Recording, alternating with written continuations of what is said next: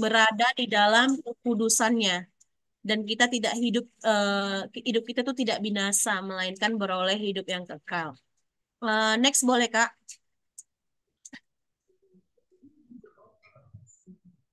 Oke. Di sini pertanyaan, mengapa masalah datang dalam hidup kita? Mengapa ada masalah datang kehidupan kita? Itu satu, karena kesalahan kita sendiri. Dan kedua itu pencobaan dari iblis. Dan ketiga itu ujian dari Tuhan. Kita baca dulu di Yakobus 1 ayat 13 sampai 15. Aku yang baca ya. Yakobus 1 ayat 13 sampai 15. Apabila seorang dicobai, janganlah ia berkata, pencobaan ini datang dari Allah. Sebab Allah tidak dapat dicobai oleh yang jahat, dan ia sendiri tidak mencobai siapapun. Ayat 14. Tetapi tiap-tiap orang dicobai oleh keinginannya sendiri, karena ia diseret dan dipikat olehnya. Dan apabila, ayat 15, dan apabila keinginan itu telah dibuahi, ia melahirkan dosa. Dan apabila dosa itu sudah matang, ia melahirkan maut. Jadi, firman Tuhan di dalam Yakobus itu mengajarkan kepada kita, memberitahukan bahwa dosa itu melahirkan maut dalam hidup kita. Jadi ketika kita menghadapi masalah, kita jangan selalu mengatakan kalau ini dari gara-gara si iblis ya. Ini pencobaan datang dari Tuhan. Kita nggak boleh ngomong seperti itu. Kenapa kita tidak boleh ngomong seperti itu? Karena di firman Tuhan tadi, di Yakobus tadi itu, Allah tidak dapat dicobai oleh siapa? Si jahat. Dan Allah sendiri pun tidak mencoba seorang pun. Jadi, kita sebagai manusia, sebagai anaknya, kita harus koreksi diri kita. Karena terkadang kita lupa dengan konsekuensi ketika kita melakukan sesuatu yang kurang baik. Kita lupa.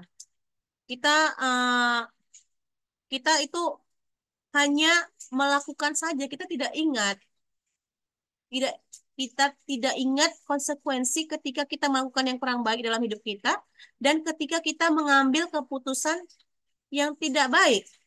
Karena setiap keputusan yang kita ambil atau tindakan yang kita ambil itu, maka ada konsekuensi atau uh, akibat dari yang tidak baik juga.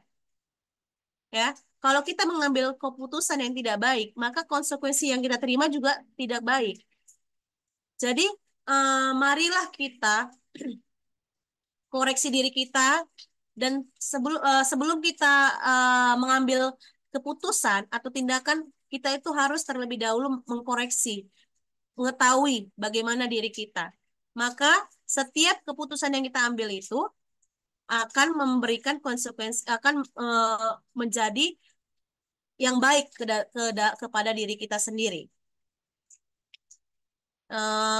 Boleh next, Kak?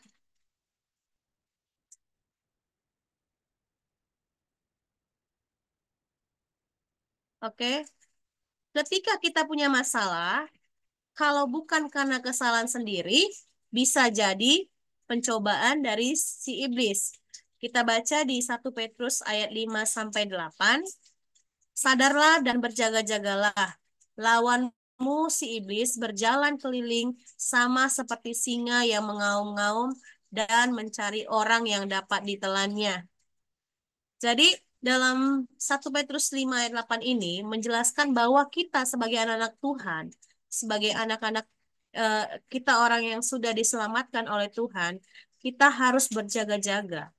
Karena apa? Karena iblis itu ada di mana-mana untuk berusaha menjatuhkan anak-anak Tuhan, ya. Terlebih kita-kita yang sudah ambil pelayanan di gereja, ya, seperti misalnya kayak Kak Cika, bagian worship leader gitu ya kan, itu semakin semakin banyak tantangan yang harus dihadapi gitu. Karena apa? Eh, Iblis itu bisa memakai kelebihan kita untuk eh, untuk membuat nama Tuhan tidak dimuliakan. Jadi kita harus berjaga-jaga karena si iblis itu mau menjatuhkan setiap anak-anak Tuhan, apalagi terlebih yang saya tadi sudah katakan, terlebih bagi kita yang sudah ambil pelayanan di dalam gereja. Kita harus tetap eh, fokus kepada Tuhan. Karena si iblis itu seperti singa yang mengaum-ngaum gitu ya, yang siap menerkam. Jadi ketika roh kita pun lemah, maka kita akan diterkam, kita akan dijatuhkan. Maka daripada itu, kita harus tetap fokus, kita tetap baca firman Tuhan, kita tetap merenungkan firman Tuhan siang dan malam. Supaya apa? Supaya kita kuat di dalam Dia.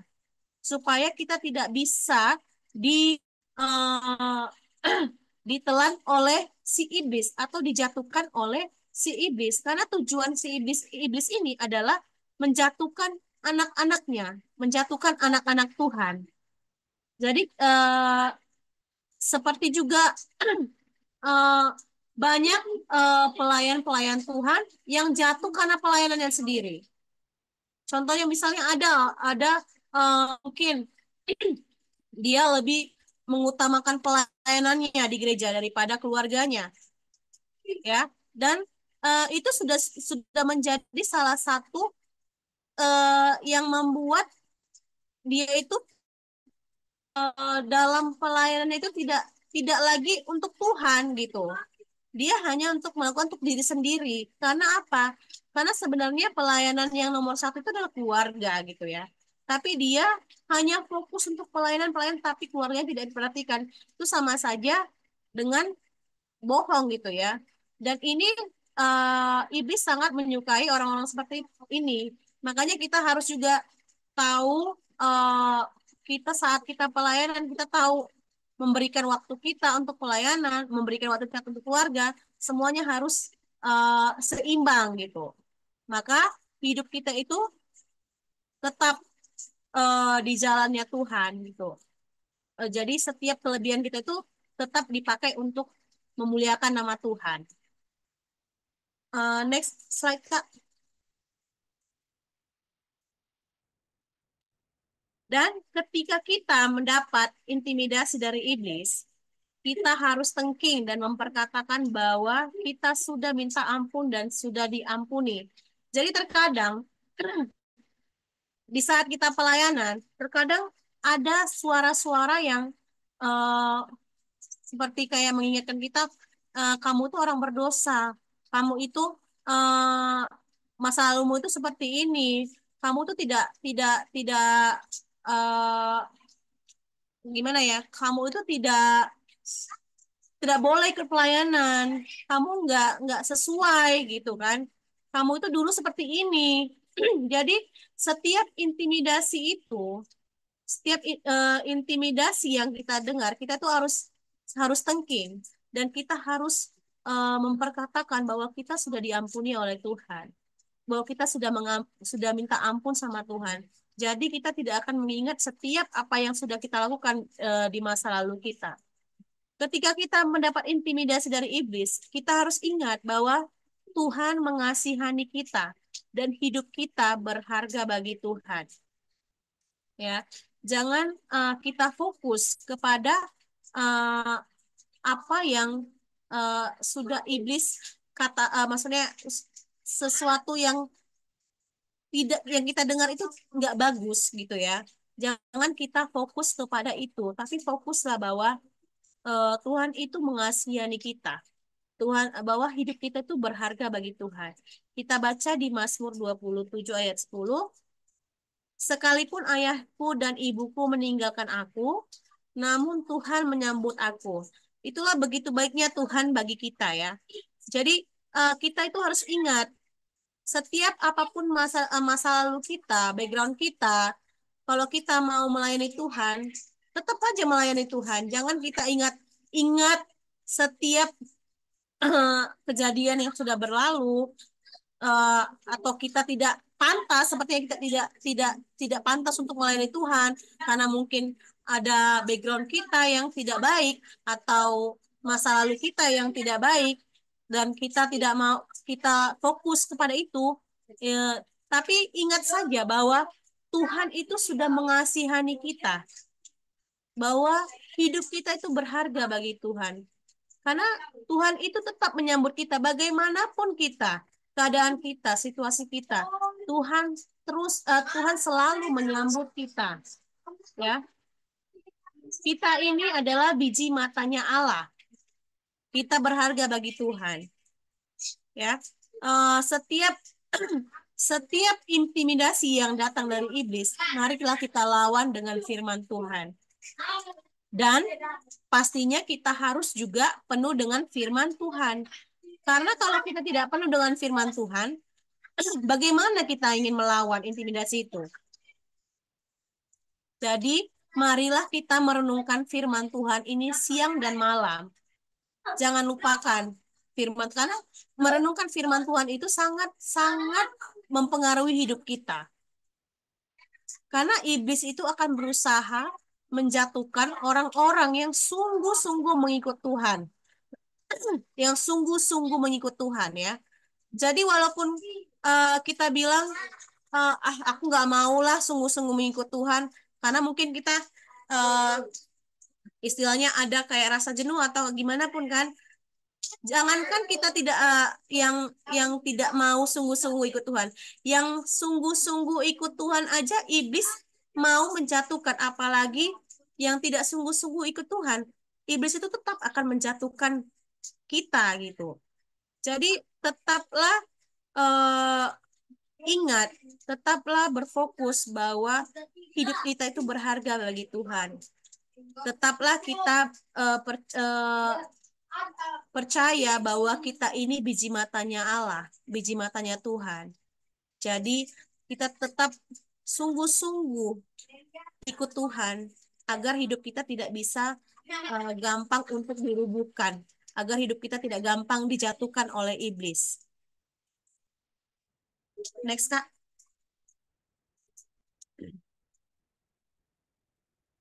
Oke. Masalah tadi kan aku udah jelaskan masalah-masalah yang terjadi, ya. Karena apa? Ya, selanjutnya nih masalah yang terjadi berikutnya karena ujian dari Tuhan.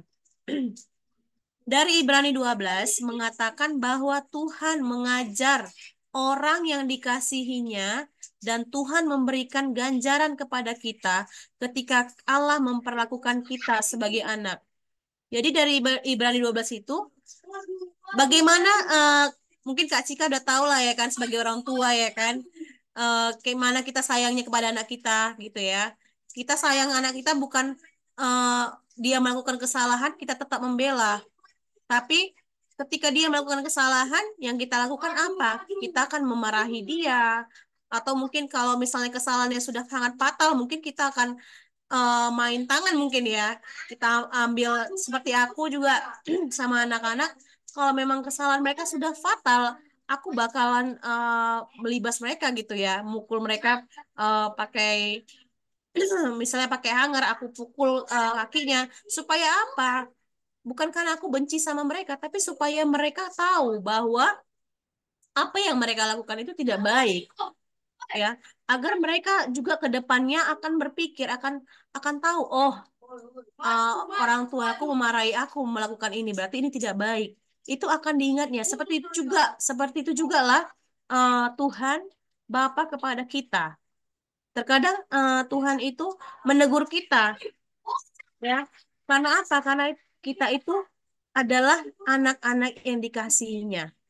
Jadi dia itu tidak mau kita eh, jauh daripadanya. Lalu ada proses ujian yang memang diizinkan Tuhan datang dalam hidup kita. Tetapi proses tersebut untuk kebaikan kita, supaya kita beroleh bagian dalam kekudusannya. Jadi tujuan Tuhan untuk memberikan ujian kepada kita itu bukan karena eh, dia tidak suka kita, tetapi ujian tersebut sebagai proses agar kita bisa menerima kekudusan dari Tuhan, agar kita menjadi anak-anak kudus. Itulah mengapa Tuhan mengizinkan ada proses yang ada ujian yang datang dalam hidup kita. Lalu lewat proses lah Tuhan mengajar kita semua hal-hal ilahi, menjadikan kita rendah hati dan belajar mengandalkan Dia. Jadi Tuhan izinkan proses ujian datang dalam hidup kita itu karena karena Tuhan ingin kita menjadi indah. Karena Tuhan tidak mau kita menjadi eh, seperti sampah ya, istilahnya ya. Tuhan itu mau kita menjadi indah. Karena kita itu anak kesayangannya Tuhan gitu kan. Dan Tuhan itu ingin kita belajar hidup dalam kebenaran dan bisa menguasai diri. Menguasai diri seperti apa? Kita bisa di mana kita berada, kita bisa menguasai seperti tidak cepat marah, gitu ya. Menguasai lidah kita, eh, perkataan kita. Itulah mengapa Tuhan izinkan proses itu datang. Memang proses itu bukannya enak ya, bukannya indah gitu. Tapi proses itu terkadang menyakitkan buat kita, membuat nggak enak gitu. Tapi dalam proses itu Tuhan itu menginginkan ingin kita menjadi indah, menjadi eh, anak-anak benar gitu ya. Kita bisa menguasai diri kita, menguasai lidah kita, ya, kita bisa juga bijak dalam mengelola keuangan kita, mengelola segala sesuatu. Jadi itulah proses atau ujian yang datang dalam hidup kita. Walaupun proses itu terkadang ya yang aku bilang nggak enak, rasanya sakit gitu kan. Aduh gimana gitu. Tapi kita jangan protes, kita jangan jangan jangan mengeluh sama Tuhan. Tetap kita ikuti prosesnya.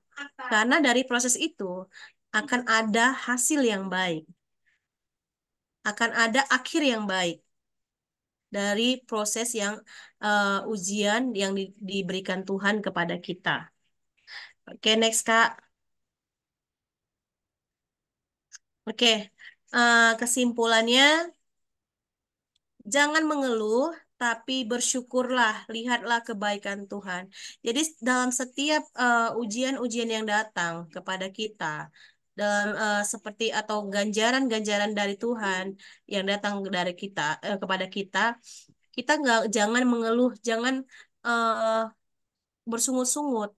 Tapi kita harus bersyukur bahwa karena dalam setiap ujian yang datang itu, proses yang datang itu pasti ada akhir yang baik, ya.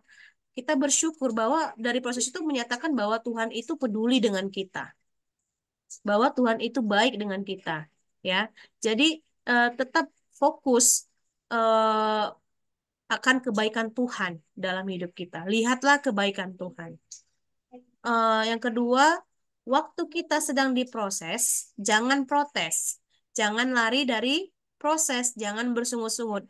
Jadi ketika kita diproses, kita jangan protes sama Tuhan, jangan jangan bilang Tuhan kenapa sih ini, kenapa sih ini. Tapi kita harus tanya apa maumu Tuhan, ya. Jangan tanya kenapa Tuhan, kenapa kita, tapi tanyalah apa maumu Tuhan dalam hidupku. eh, Nyatakanlah kehendakmu dalam hidupku. Nyatakanlah rencanamu dalam hidupku. Hanya itulah yang kita bisa bilang sama Tuhan. Ya, kita jangan lari dari proses karena apa? Walaupun kita lari, tetap juga kita eh, akan eh, menghadapi itu juga gitu. Jadi kita jangan lari dari proses itu, ya. Dan kita jangan bersungut-sungut, jangan marah. Tetap bersyukur aja, tetap berdoa, tetap bersuka cita. Karena kita tadi sudah tahu bahwa akhir dari proses itu adalah akhir yang baik, membuat kita menjadi indah. Yang ketiga, di tengah proses itu kita berdoa dan tanya Tuhan. Mendekat dengan Tuhan karena Dia sumber kekuatan dan sumber hikmat. Seperti tadi yang saya sudah bilang juga sebelumnya. Di dalam proses itu, kita harus berdoa. Tanya Tuhan. Kita tanya Tuhan bukan tanyanya kenapa Tuhan, kenapa. Tapi tanya apa Tuhan, apa maumu, yang kamu mau, Tuhan mau dalam hidupku. Minta sama Tuhan untuk menyatakan setiap rencananya. Sorry. eh, Minta sama Tuhan untuk menyatakan setiap rencananya, kehendaknya dalam hidup kita. Dan kita minta kekuatan. Sorry ya Kak, sebentar ya Kak. Agak gatal.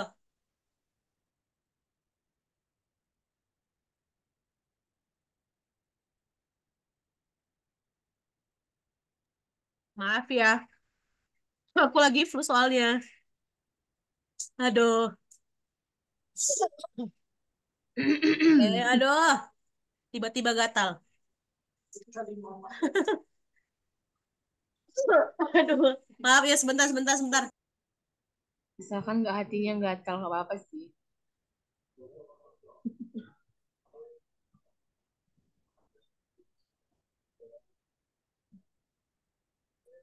Maaf, iklan sebentar. Jangan lupa batuk. Iya, lagi flu soalnya. Oke, yang tadi tiga ya. Jadi kita doa, kita minta sama Tuhan kekuatan dan hikmat. Karena Tuhan itu adalah sumber kekuatan kita, sumber hikmat kita. Jangan kita berharap kepada manusia, jangan kita meminta pendapat manusia. Karena apa? Eh, Mengharapkan manusia itu akan mendapatkan kekecewaan gitu. Tapi mintalah kekuatan itu dari Tuhan. Mintalah sumber hikmat itu dari Tuhan, karena Tuhanlah yang menjadi sumber kekuatan kita, sumber hikmat kita. Yang keempat, belajar bersyukur dan mengerti bahwa semakin kita mengeluh, semakin lama prosesnya. Semakin cepat kita mengerti maunya Tuhan, semakin cepat selesai prosesnya. Jadi kita jangan mengeluh gitu ya. Kalau kita mengeluh, semakin lama kita rasakan proses itu. Bahkan sepertinya proses itu nggak berhenti, nggak selesai gitu ya. Tetap ada gitu. Tapi kalau kita tetap kita mengerti maunya Tuhan, kita tetap bersyukur, kita tetap sukacita menjalani proses itu, maka kita tuh nggak bakalan, maksudnya nggak bakalan terasa gitu proses itu. Kalau kita jalani dengan sukacita, kalau kita mengerti, kita mau mengerti apa maunya Tuhan, maka proses itu akan cepat selesainya gitu. Tapi kalau kita semakin mengeluh, kita semakin bersungut-sungut, kita nggak suka cita menjalani proses tersebut, maka proses tersebut akan lama gitu. Kayak nggak siap, kapan Tuhan nih gitu ya kan. Tapi kita harus bersyukur apapun situasi kita, Ah, apapun kondisi kita, kita harus tetap bersyukur, ya. Dan yang kelima, Tuhan mengajar orang yang dikasihinya untuk kebaikan, apa? supaya kita kembali ke jalannya. Jadi, apa tujuan Tuhan mengajar kita? Oh, Karena iya. Tuhan itu mengasihani kita. Ah, Karena ada Tuhan aku. itu, Belum ada aku ke gudang. ini siapa Udah nih hoyong tamu aku nih? nih. Bang Mau belum Rio ya? mandi lagi. Yang host, tolong dimut. Ya, kenapa Tuhan mengajar orang dikasihannya? Supaya kita kembali ke jalannya. Jadi Tuhan itu mau kita terus berjalan di jalannya. Tuhan tidak mau kita melenceng ke kanan atau ke kiri. Tapi Tuhan mau kita terus berjalan di jalannya Tuhan gitu. Itulah baiknya Tuhan dalam hidup kita. Itulah tujuan Tuhan menghajar kita. Karena Tuhan tuh mengasihani kita. Tuhan itu mengasihi setiap anak-anaknya. Dan yang terakhir itu, jangan berontak dan jangan protes dengan Tuhan, ya. Kita jangan berontak, jangan apapun proses atau ujian yang datang itu kita jangan berontak sama Tuhan. Karena Tuhan tahu segala sesuatu, eh, apa yang terjadi dalam hidup kita Tuhan tahu. Dari A sampai Z Tuhan itu tahu. Tuhan tuh ya tahu yang terbaik untuk kita, untuk masa depan kita. Jadi kita jangan berontak, kita hanya bersyukur aja. Tuhan, terima kasih buat setiap ujian atau setiap setiap proses yang Engkau berikan bagi kami, bagi kita. Tetap bersyukur gitu. Walaupun mungkin dalam proses itu nggak mengenakkan sama sekali, ya. Karena nggak ada proses yang enak gitu. Semua proses itu pasti sakit, pasti nggak enak. Maka dari itu kita jangan berontak, tetap kita bersyukur, tetap fokus kepada Tuhan. Dan jangan protes dengan Tuhan, jangan protes dengan apa yang Dia sudah berikan kepada kita, jangan protes dengan proses atau ujian yang datang, yang diberikan kepada kita, kita jangan protes. Karena rencana Tuhan itu adalah rencana yang indah dalam hidup kita. Jangan jangan pernah kita mengajari Tuhan. Nggak boleh kita mengajari Tuhan karena Tuhan tahu yang terbaik bagi setiap anak, buat setiap anak-anaknya. Oke, next Kak.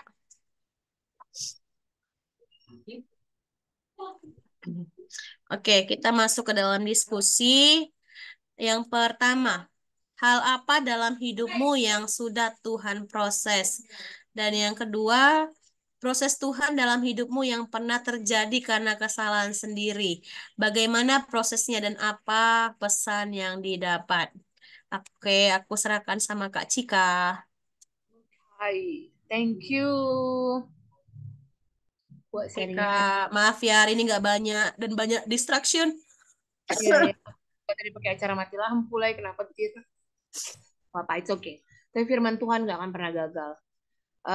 Ini aku tutup dulu. Aku rangkum pertanyaannya. Intinya kita kita mau sharing kalau proses yang pernah terjadi dalam hidup kita, yang membentuk kita sih harusnya. Proses itu merubah kita dan kita sadar sebenarnya itu karena kesalahan kita sendiri. Mungkin lebih tepat seperti itu pertanyaannya ya.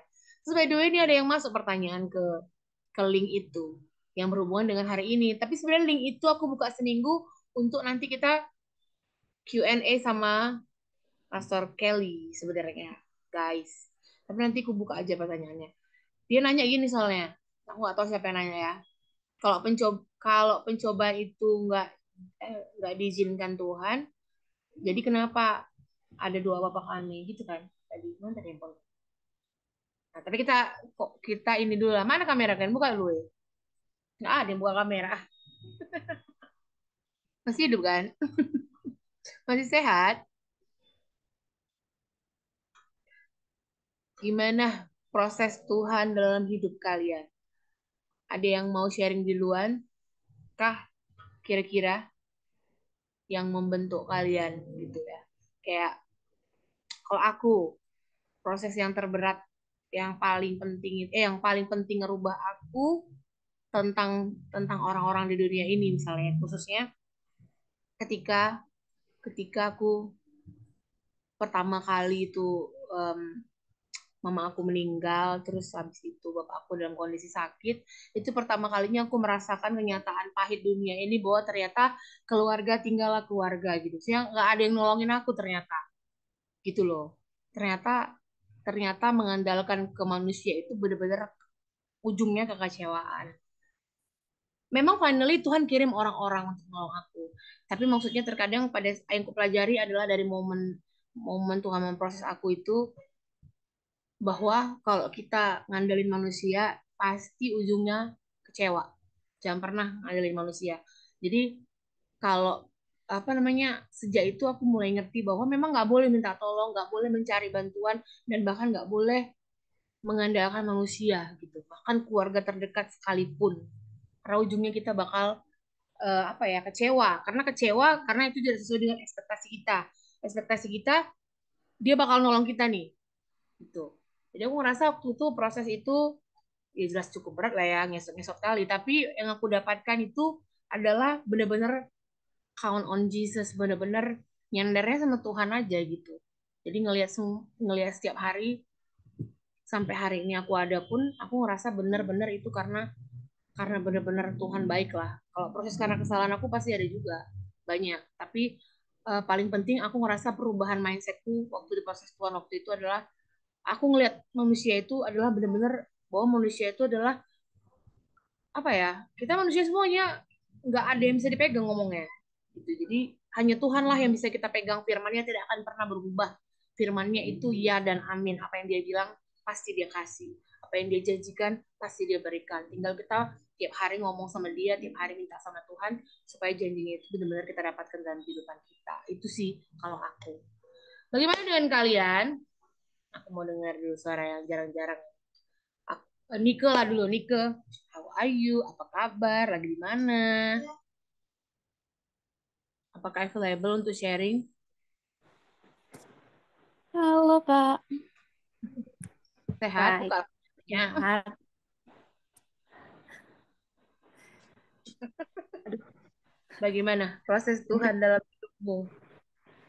kalau Atau proses Tuhan, cerita kayaknya yang hampir mirip sama kakak lah tadi. Ketika bapak udah nggak ada, pas bapak meninggal gitu, di sini kan kebetulan kami itu abangnya bapak dekat rumah, bisa dibilang tetangga lah. Cuman waktu momen pas meninggalnya bapak, kebetulan pas meninggalnya bapak di situ juga meninggalnya bau. Jadi hari itu ada dua saudara yang meninggal gitu kan, bau kandung? kandung sama bapak. Ya, jadi dulu bapak meninggal, terus bau rencana mau ngeliatin mayatnya, cuman mayatnya masih di jalan, tapi baunya udah nyampe di rumah, masih masih tempat tidurnya yang ada di rumah, baunya shock, langsung meninggal lagi bau. Nah, Walah, di situ posisi ada dua yang meninggal sekaligus dan memang secara apa, cuman bapak sama bau inilah yang dekat gitu kan. Kalau untuk yang lain-lain, bapak tua yang segala macem kurang.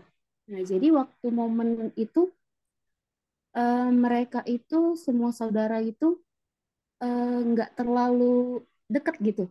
Jadi mereka tuh menjauh. Mereka itu memang nggak bisa apa ya, nggak bisa minta tolong gitu sama mereka. Ibaratnya pun mereka sempat ada kata tetangga momen saat itu mereka masih ibaratnya sanggup ada yang ketawa gitu di rumahnya gitu. Jadi kayak ih kok gitu ya. Padahal ini adiknya loh yang meninggal, adik sama kakaknya meninggal loh gitu. Cuman kenapa ya gitu masa sanggup gitu loh em, nengok begini. Jadi ya itu hampir mirip sama kakak. Jadi kayaknya untuk berharap sama orang itu kayaknya memang sia-sia aja sih kak gitu. Memang nggak ada apanya lah, eh, nggak ada yang kita dapat. Jadi ya bagusan memang meminta sama Tuhan aja gitu. Memang cuman waktu proses bapak meninggal itu kecewa pasti. Apalagi karena langsung berdua kan yang meninggal, bapak sama bau tuh kecewanya luar biasa. Tapi marahnya juga adalah sama Tuhan. Cuman adalah temanku waktu SMA itu kan kebetulan waktu SMA itu juga kami bagian di OSIS itu bagian kekristenannya siswa gitu kan. Jadi waktu itu kawanku ngomong gini sama aku, kau lebih enak loh Nike, kau langsung dekat sama Tuhan, langsung ngomongnya Bapak gitu sama Tuhan. Kalau kami masih ada Bapak di dunia, ada Bapak di sorga. Nah kalau kau langsung dekat gitu katanya gitu kan. Jadi mikir-mikir-mikir-mikir gitu, barulah udah ya terpulih-pulihkan gitu Kak. Itu sih pengalamannya. ya ya, betul betul betul. Jadi apa sih namanya? Ada momen-momen di mana memang kayak kayaknya kok gitu ya Tuhan ya. Tapi pasti kita dapat Iya, pelajaran dari setiap momen itu. Bahkan kita sama sama pasangan kita aja kalau kita terlalu berekspektasi tinggi ujungnya kan kecewa kan gitu kan. Jadi memang memang kita nggak bisa ngandelin satu manusia pun. Bahkan kita ke anak kita aja misalnya nih contoh misalnya kan karena aku apa namanya misalnya aku jatuh atau kejepit atau apa anakku tuh ketawain aku tahu nggak bukan nolong ya kan gitu jadi apa ya ya gitu ya kadang-kadang dalam hidup ini gitu jadi memang ya nggak bisa kita ini nggak bisa kita andalin siapapun kalau menurut aku itu kalau aku pesan yang paling besar dalam hidup aku dari Tuhan itu sih yang sampai sekarang bahkan aku udah di posisi legowo bahkan kalau orang itu nggak suka sama aku terus ngejelein aku ya udah aku udah legowo aja karena kita nggak bisa ngatur bagaimana orang meresponi kita tapi kita bisa ngatur bagaimana kita meresponi orang kita mau ikut marah atau kita mau ya ya udah gitu nggak semua orang bisa senang sama kita tapi kita bisa senangin Tuhan setiap saat itu sih kalau aku gimana yang lain ada yang mau nambahin lagi siapa lagi ya kita panggil dulu yang jarang-jarang ngomong hmm, siapa lagi Kak Juni tadi Kak Juli tadi udah keluar oh itu Kak Juli Kak Jul kayak mana kabarmu Kak Jul Ya Kak, Gimana kabarmu dan bagaimana mau ada kesaksian yang bisa diceritakan tentang proses Tuhan dalam hidup yang terjadi sampai saat ini, sampai hari ini lah. proses aku mah keuanganku hancur. Pesan apa yang didapat dari Tuhan dalam kehancuran itu? Pesan, jangan terlalu percaya sama temen. Karena teman Hmm. juga yang menjebak. Aku tadi jebak teman. Orang yang aku anggap teman baik itu, malahan teman itu yang menjebak aku. Hancur keuangan, hancur-hancuran. Sekarang masih on proses atau udah survive? Masih on proses sih. Tapi masih melihat pertolongan Tuhan kan? Masih. Puji Tuhan. Ya memang gitu sih. Memang kita nggak bisa percaya sama manusia, tapi pelajarannya itu kakak dapat itu lah ya. Ya, gitulah. Jadi sekarang tuh harus lebih selektif banget milih temen. Hmm, betul. Pelajarannya Karena itu ya. karena ku- keuanganku hancur berdampak kali sama anak-anak sama anakku ini kan. Jadi sekarang ini aku udah kalau aku merasa orang itu cuma mengambil keuntungan, I keep away gitu loh. Aku nggak perlu kamu gitu loh. Karena berteman itu kan yang benar-benar teman ya ketika kita itu jatuh ketika kita tuh ada masalah itu teman yang mensupport walaupun nggak dana ya nggak dana tapi orang itu yang mensupport tapi kalau misalnya teman yang ketika kita lagi jaya-jayanya misalnya kita ada uang atau apa dateng habis itu ketika kita bilang lagi ada masalah langsung lari ya bagusan go away aja go to hell lah atau lah Ya, memang teman-teman suka banyak. Kalau teman duka belum tentu ya, say. Jadi memang ya begitu. Hidup ini begitu. That's why we cannot count on people. Gitu loh. Kita hanya bisa ngandalin Tuhan. Tapi masih merasakan kebaikan Tuhan aku. Puji Tuhan ya. Kak Jul masih merasakan kebaikan Tuhan kan? Tuhan tuh masih baik kan? pastinya dong makanya aku masih bisa on proses dan aku juga bisa bertahan kan kalau enggak aku udah hancur nah kemarin aku udah cerita ke kakak yang aku hampir I, I almost kill myself kan. Aku tuh udah benar ngomong ke kakak. Dan ketika itu ya banyak dari mama, dari keluarga juga, dari temen, dari kakak, dari Ci Lili semua itu mendukung. Jangan dong Jul gini gini. Di situ aku, oh Tuhan masih ini ya masih Tuhan masih kasih teman yang masih peduli gitu sama keadaanku. Ya, puji Tuhan, puji Tuhan. Pasti Tuhan bantu sih. Cuman on proses semuanya. Pasti ya, nggak pernah Tuhan tinggalkan. Amin. Nanti kita support doa juga ya. Gimana guys? Ada lagi yang mau sharing kisah kalian? Guys, mana ini lagi ya? Gimana? Nomi lah, Nomi. Yang lain kemana nih kameranya? Apa sih Kak? Yang lain kemana ya? Yang lain Tadi, dulu Kak. Kak, Penasaran nih denger yang lainnya. coba pilih satu nama, Nom. Siapa nggak tahu. Siapa? Pilih itu dari layarmu. Apa ya? Biar bangun. Apakah masih bangun atau tidur? Itu tuh Bang Rimadi no jarang sharing. Maksudnya jarang kelihatan mukanya. Oh, Ya ayo, kalau Ri. ya kalau berkenan sih. Ayo, Rimadi. Bukan aku yang milih lo, Rimadi.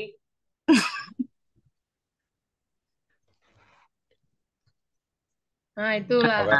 Kan? Apa?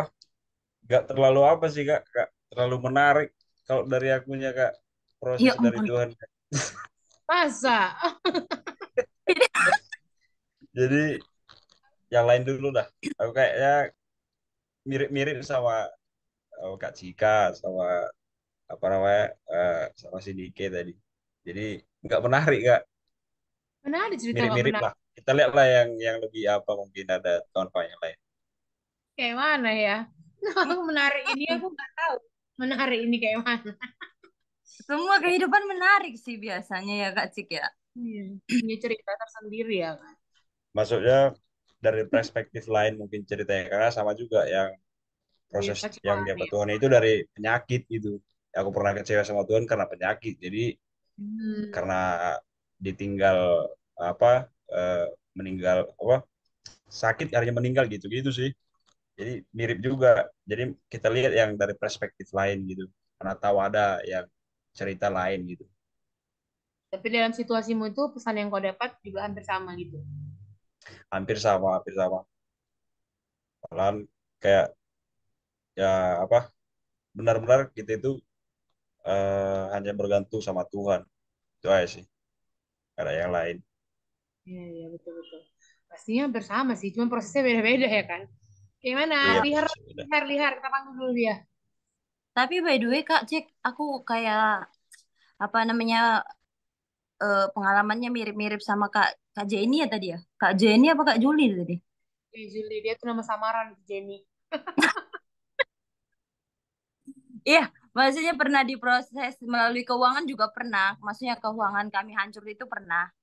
Waktu itu waktu COVID itu juga yang musim-musim robot trading, Hmm.